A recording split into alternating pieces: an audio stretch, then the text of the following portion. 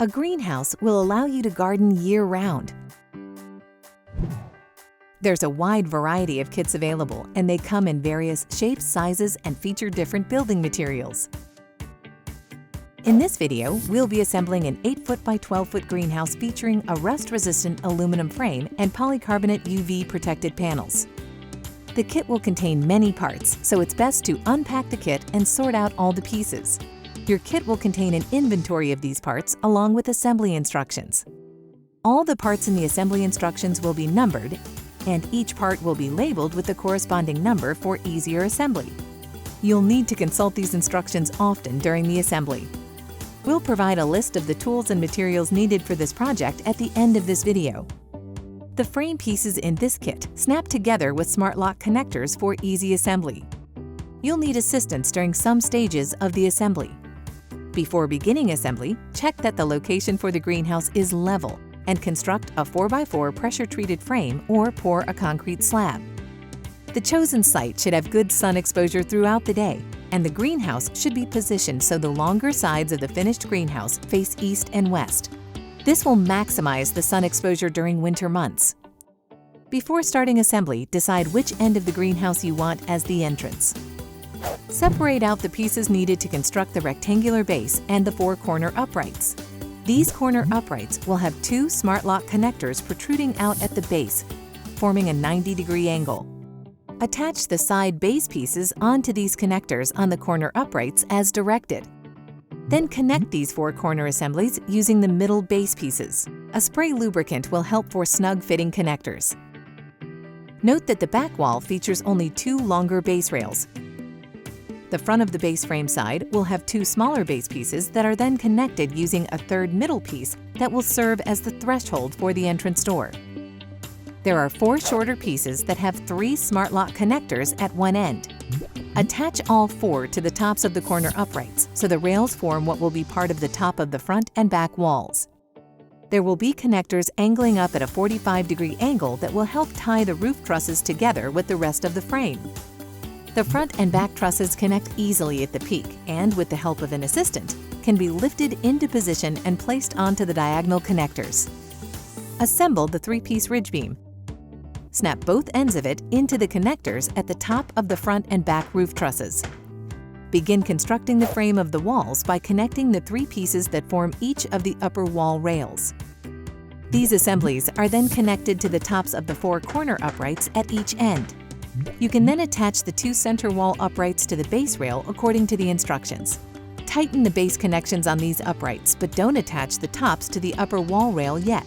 This will be done after the roof rafter beams are installed. Next up, install the 4 corresponding roof rafters over the 4 wall uprights that were just installed.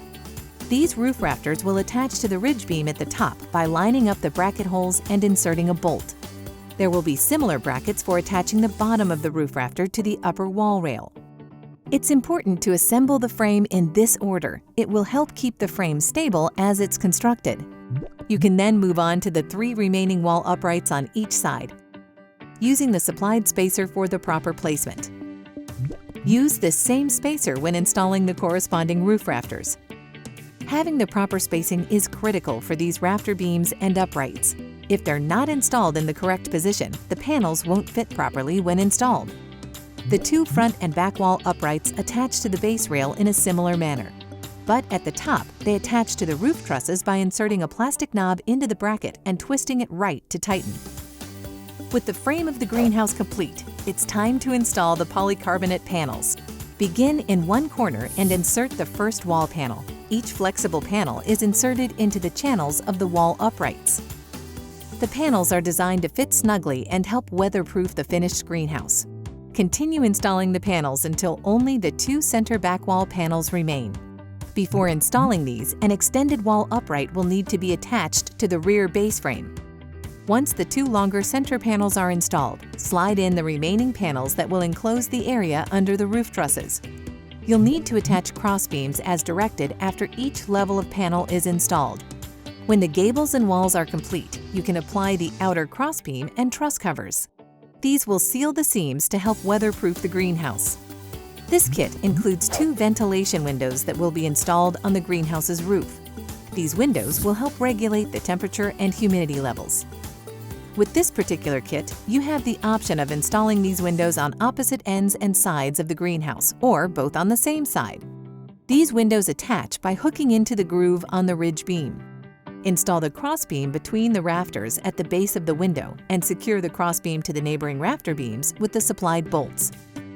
Once installed, attach the handle that will allow you to prop open the window as needed. You can now begin sliding the remaining roof panels into position. These panels slide into the tracks on the rafter beams, much like the wall panels slid into the wall uprights. At this point, the greenhouse is completely enclosed except for the door opening. Position the hinge hardware on the door jambs, aligning them with the pre-drilled holes, and fasten the hinges with screws. Attach the handles to the door, and then attach the 2 top and 2 bottom hinges. The assembly instructions will provide the exact positioning for these hinges. With your assistant's help, align the door's hinges and attach them to the door jambs as instructed. There will also be a number of support beams and brackets to be installed on the interior to further stabilize the structure. If you're installing the greenhouse on concrete, use a hammer drill to drive the bolts into the supplied brackets. This particular greenhouse kit offers accessories such as shelves and hooks that are sold separately. These can really help you maximize workspace and increase the volume of plants you can cultivate. If you have decided to take on this project, here are all the tools and materials you'll need to construct this greenhouse.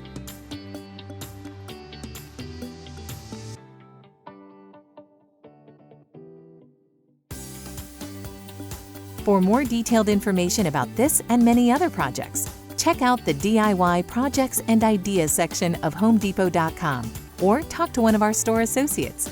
Good luck, and thanks for shopping at the Home Depot.